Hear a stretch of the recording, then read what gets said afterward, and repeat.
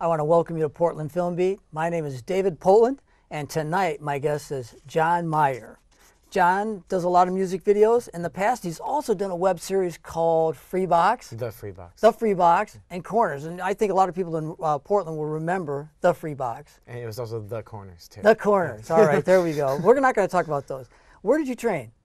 Train? Well, I did go to Seattle Central Film School for probably about 3 months or so. All right. And then I just didn't feel like it was helping me as rapidly as I could help myself. All right. Just on my own. Among other things, you know, it was community college film school. It wasn't the greatest thing ever anyway, and it was stopped. You know, but a lot of times the best schooling is hands-on. Yeah, and so when I quit that, I immediately told myself, okay, I'm going to have to self-motivate hardcore now, Right. you know, because if I'm going to quit the school and I still want to do this, I got to. And so I just immediately started making music videos because a lot of my friends were in bands, and I had like a VHS, you know. Oh no, see, that was at that point. Okay, no, I was shooting on digital at that point. Okay. At that point, yeah, it was How just like many music first videos have generation. you shot? Well, I mean, if you're counting those. Yeah, let's count them all, the man. early ones, Yes. I've lost count. Is that right? Yeah, I don't even have those anymore. They're gone. Wow. They're just in thin air now. You used to use VHS, so you've been doing this for quite a Yeah, while. I don't think I ever did a music video on VHS. Now that I'm thinking of it, I started on VHS in like junior high, you know. But when I dropped out of film school to do it, I was shooting on like first generation digital stuff. One of my questions was, what got you first interested in film? So you've been doing this for quite a while. Oh You yeah, got fourth interested grade. I can remember. Fourth grade, Yeah, really? yeah, I remember going sacrificing like two lunch recesses a week to be in the library to work on the editing, like jog shuttle machine and stuff. And like I was the only one who wanted to do that, and it was incredibly boring to everyone else. But I was just like, just amazed. Well, good for you. Yeah. That's good for you. You do short comedy. Yeah, you DP'd and edited a lot of short films. You work with other directors. A lot of actually music videos is your forte, though, isn't it? It is becoming that. I guess it has been for a while now, as far as my forte. But I'm doing almost exclusively music stuff, at least in the last like 4 months and beyond, actually. So for a little while now, I've been doing. If it's not a music video, then I'm currently in the middle of like an hour-long documentary about a musician. Actually, it's about his house, because the house was like a venue, and amongst other things. You have to see the documentary. Okay. But it's well, called. It's going to be called Worth Live at the Roo-Doo-Doo.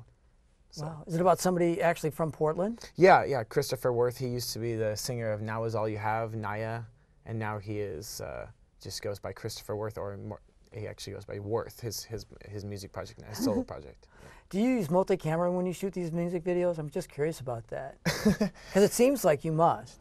Which ones did you see? Okay, well, I saw Hey Hey Hey. Oh, okay. You're talking about. Okay, yeah. Okay.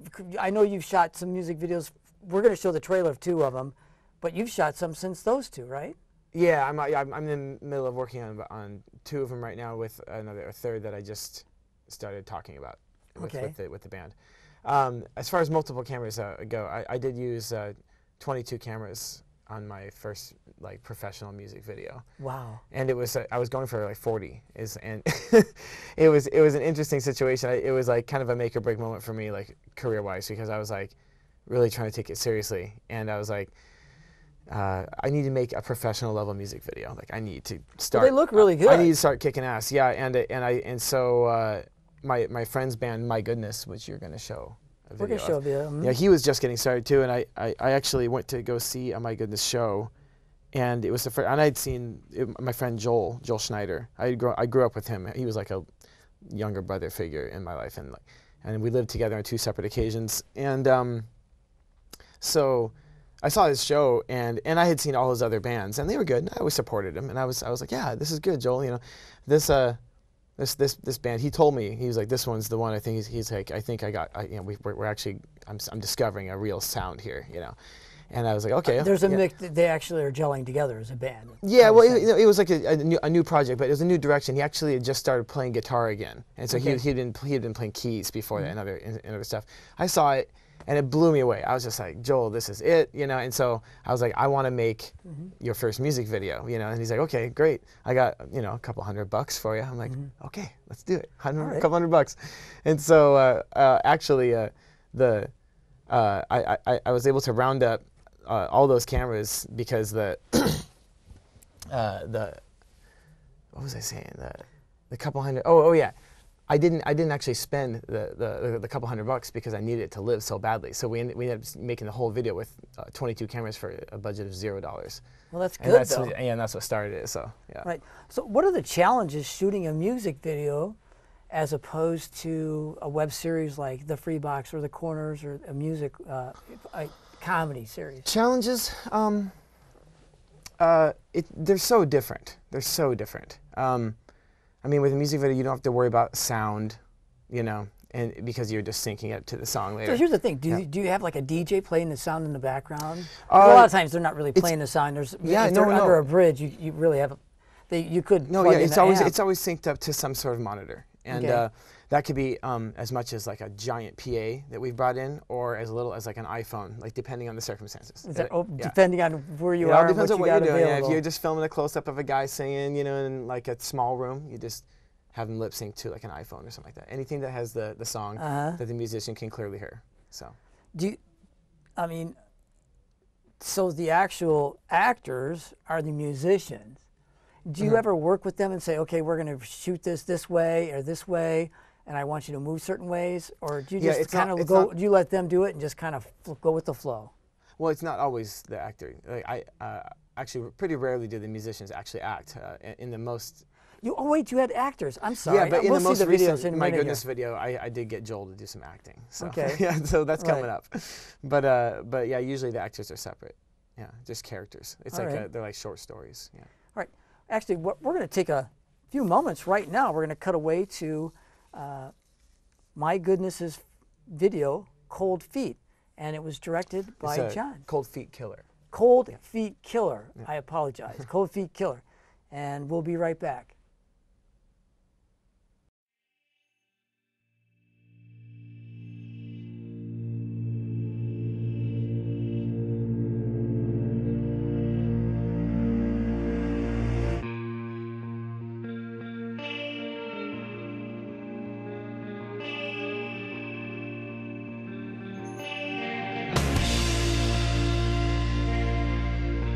Thought you knew yourself, turn to someone else, just a cold feet killer. You should have took my word, would take time, try to learn. She said I won't, but she don't.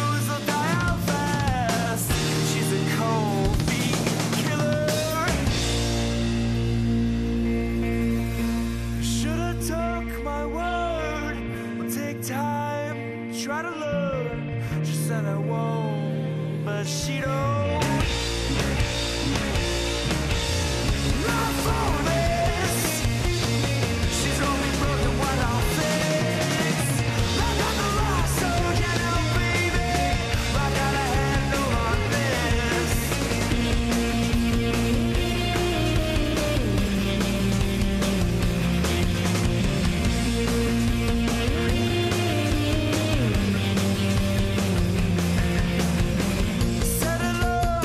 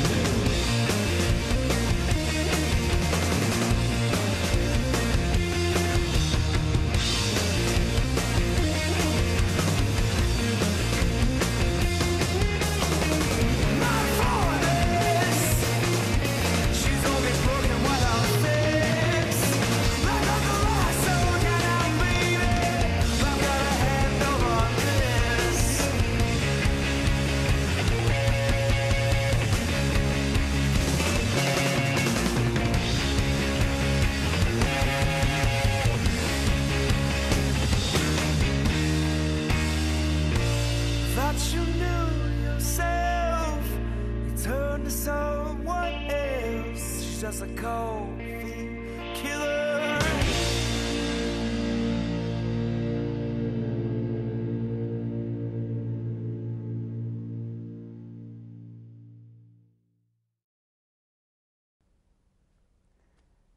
That was interesting. Okay, what is the premise, and you know, how did you arrive at? How do you arrive at a premise of when you hear the music, then do you come up with the concept for the video? That's exactly how it works. Yeah.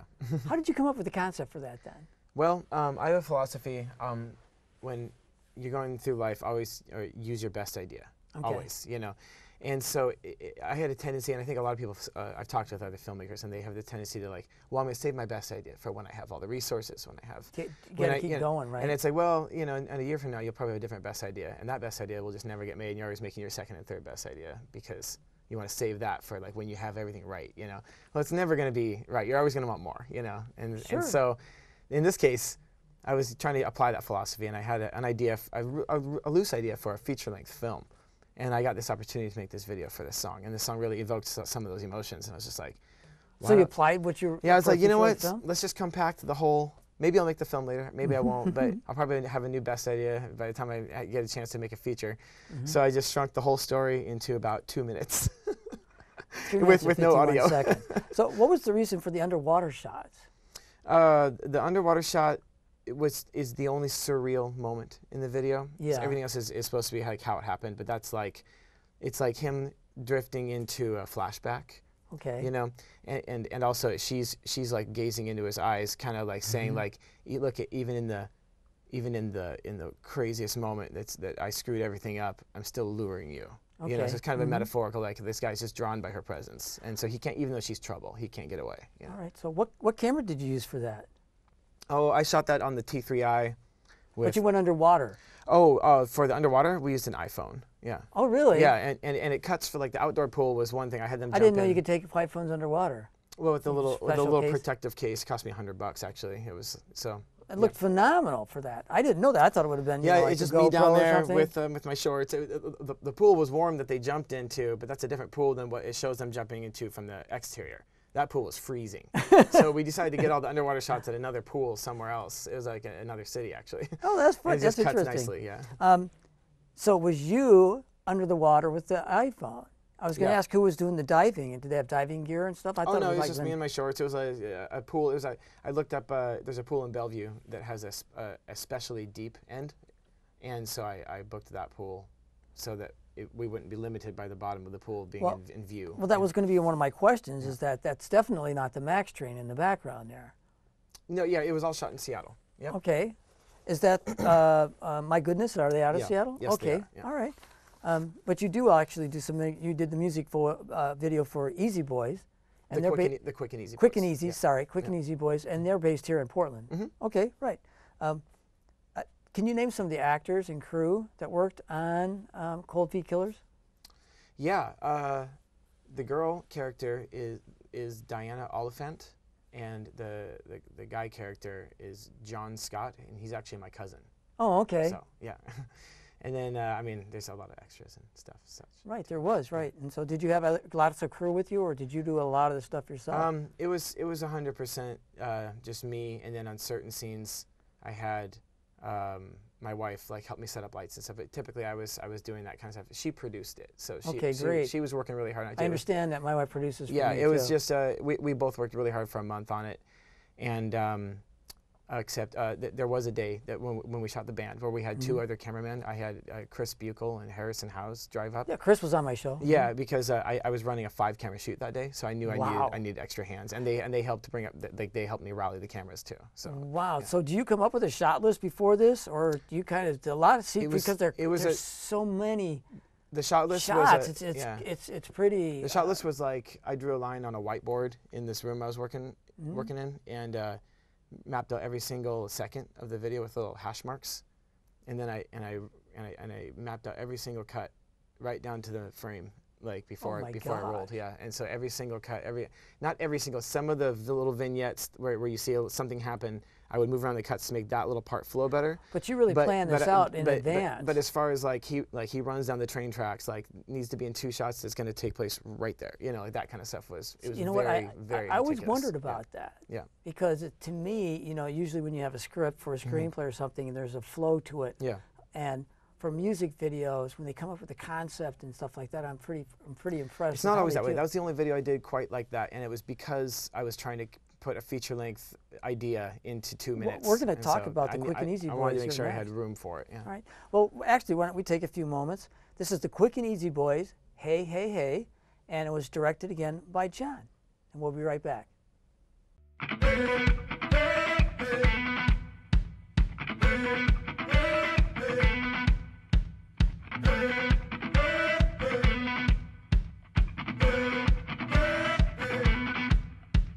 Something's gotta give, something's gotta stop. I got a million different ways to make the mountains drop. And as I lay down to sleep, my head is feeling weak. In dreams I find my way, but these words I'll never speak. And Lord, Lord, Lord,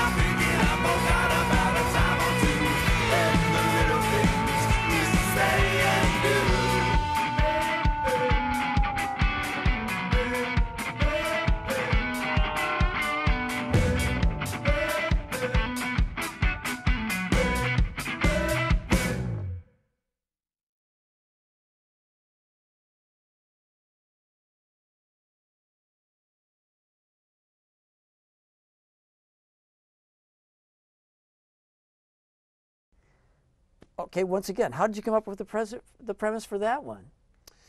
Well, that was an idea I had kicking around. I have like perpetually like 5 like ideas that could be kind of adapted to certain music, you know. Right. And so when someone pitches me a video, that way I'm kind of ready with like something that I've been thinking about doing for a song. Well, I have to say it was match cut well. Yeah, and so I mean, that it was really that well black and match white cut thing together. was one of those ideas where I was like, I have this idea for a song, and when I heard that, I was like, oh, I could apply that to this, and then I started writing the actual storyline at that point. You know. All right. Did you shoot that in Portland? Yes, I did. Yeah. Okay, where did you shoot that? Because I mean, we shot a lot of it was at Bare Bones Bar. It was like because they have the bar on one side and a cafe on the other that looks very very similar. So we were able to shoot half in the bar, then we got all the same camera setups in the cafe. All right. And so. But also, like we shot like a Renegade in a parking garage near Lloyd Center. All right, so who's some of the actors and crew in that one? I think I recognize John Farley. Yeah, he's in there briefly. Yeah, he's also a lead in a My Goodness video. Okay. Yeah. That was Paul Glazier. Yeah, I've heard the name. Yeah, he was the lead, the guy with the sunglasses. My wife and I, yeah, I saw that. Rachel and me, we show up at playing chess. Yeah. Uh-huh. And Dan Considine, of course, who's also right. Is his nickname Bacon? Yeah, Bacon Dan. Yeah. Yeah, I know he is. Yeah, he also was briefly in the Cold Feet Killer video. He's the Right. guy pointing. I didn't notice him in there. I was it's briefer, but he's there. He drove up to All right, so the main character switches from black to white. You know, it's pretty much. Why did you do that? What was the emotion you're trying to get from the audience by doing that? The emotion? I mean, the look was just a play on the eyes, like positive, it's a negative, huge positive, play. negative. You know, It is a huge I wanted play. people to think they were looking at a negative of it, and then realizing, oh wait, no, it's just a whole other setup every time. You know, that was the funness. But thematically wise, it was going day to night to suggest that this character was fed up with his routine. It was coffee beer. You know, like he does the same thing every day, and it's. I mean, he has some weird job where he I'm has going to to watch the video again because Yeah. it's actually drinking coffee and beer. But it was match cut so well. I was paying attention to him and the glasses and stuff. I don't notice that. It's a subtlety. Yeah. I mean, he has this job where he passes this case off, and it's obviously some sort of top secret thing, but it's a drag to him, you know, and that's like kind of what the lyrics are about, like getting old, like it's becoming, you know, what was once thrilling is now. All right, so we're going to talk about the timing in a music video, you know, and how do you manage that? But you already said you actually plan your shots out, and then it's like this to this, this length to this length. With the actual time of like the seconds on the song, yeah, definitely, yeah. But that's got to be difficult when you shoot it. Yeah, Because you know, I mean, not really. I draw my shot list based on what the But most. here's the thing: is you're drawing your shot list, but you got to go. Okay, this has to last for 8 seconds. Yeah. So Maybe count it it off while you're rolling. Yeah. I know, but sometimes it can go longer, and maybe it doesn't make it quite enough. No, it's more of an acting. Like certain scenes, I know I can like, I'll find an 8-second moment in that, and then other scenes, I'll be like, this absolutely has to go from here to here in 8 seconds. So let's make sure we do that. And it's not always that way, and so it just all depends on what you're shooting and what you're trying to pull out later. You know? Right, because actually you're the first person on my show who shoots a lot of music videos, and I find it amazing because it's so different from filmmaking. In a lot of ways. I think the editing is different. Yeah, Filming is probably a lot the same, but you use so many cameras. I'm really impressed with that.